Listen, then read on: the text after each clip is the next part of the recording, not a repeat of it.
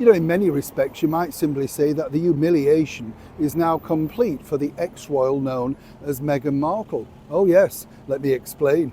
Hi, good to see you. You all right? I'm talking to you, absolutely, here on a beautiful, almost spring-like day in the very heart of London. I don't know what's going wrong here. Very warm, let me tell you.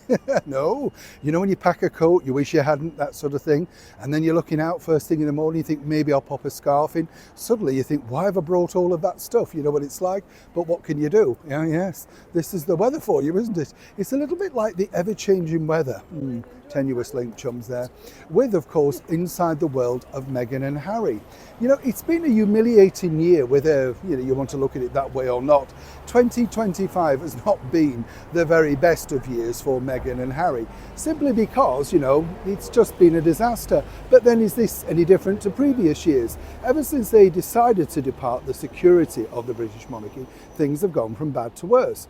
Now, a lot of people say, oh, you just want them in the monarchy. What I'm saying is, Harry knew that world. It was very secure. And once you step out, and I often liken this to, having interviewed many famous Hollywood stars of the golden age of Hollywood. Mickey Rooney said that, when he left, for instance, MGM, suddenly he'd never hired anybody. He didn't know how to read his gas meter, pay a water rate, that sort of thing. And that's really what it's like when you leave the security of the monarchy. Meghan Markle's always been a schlepping, jobbing actress, so she understands there's good bits and bad bits. But when they're all bad bits, well, even she is now infuriated. As you know, earlier this year, they were let go from their contract with Netflix. Dress it up any way you want, Ted Sarandos, but the backers, the main people, did not want to stomp out a load of dosh for any more tosh. It's as simple as that. Everything from the polo show to the business show, the sort of thing. It just hasn't worked.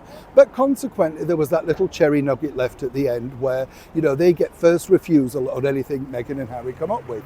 Well, given the fact that they've come up with nothing, and in particular, the dire things like the Spotify podcast, the Lemonada podcast, I'm not exactly thinking that even Ted Sarandos is beaten at the door thinking, wow, I wonder what Meghan's working on today. Probably nothing. What we can look forward to, as we know, is this, the alleged Christmas show, which is going to be the best Christmas show ever, simply because she's working round the clock. Didn't really look like she was working round the clock, did it? But there you go. Out in New York, out in Paris. Never once mentioning her own show. Missed opportunities left, right and centre. And I think that's part of the problem for Meghan. She doesn't really understand how to promote. The people around her are not sure if they are supposed to be promoting the TV show with Netflix or not. So nothing gets done. Sales are dire, but she's still pushing ahead. You get the picture. Moving forward, this is where this is fascinating, because as you can see from headlines like this around the world, this has now made Meghan Markle blow her gasket.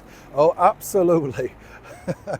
Her tresses, whatever you want to call them, her attachments are flying upwards. This is because Netflix, behind the scenes, are putting together a credible press pack.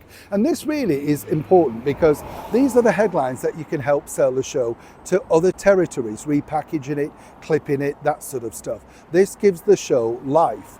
And the thing you need for this is great reviews. And the bottom line is, when somewhere like this, the Times has given this a wonderful review over here in the United Kingdom, as have many of the reviewers around the world, well, this gives some meat and potatoes to the marketing team out at Netflix. You couldn't say the same thing of Meghan Markle. Nothing was resonating with the audience, and it tanked out of the top 10 very quickly. As I've often said, people tuned into Meghan, and I don't mean this unkindly, because it was that bad, it was good. The sort of show, it's a bit like the soap that we had over here in the 90s, El Dorado.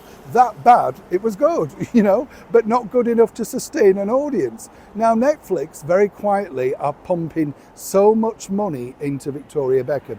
They believe they've now found a big star that they could develop into other things. Particularly, I can tell you first an exclusive, another behind the scenes of what it's like to put the fashion shows together, and of course the reuniting of many of the Spice Girls. There's lots of things on the table.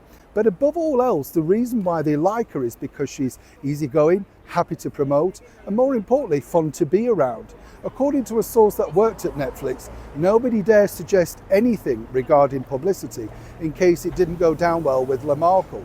But of course, headlines like this just prove once and for all that Meghan and Harry clearly have no idea what their audience wants. Meanwhile, as ever, it's somebody else's fault. This time around though, Netflix have had enough. Neil Sean in the very heart of London.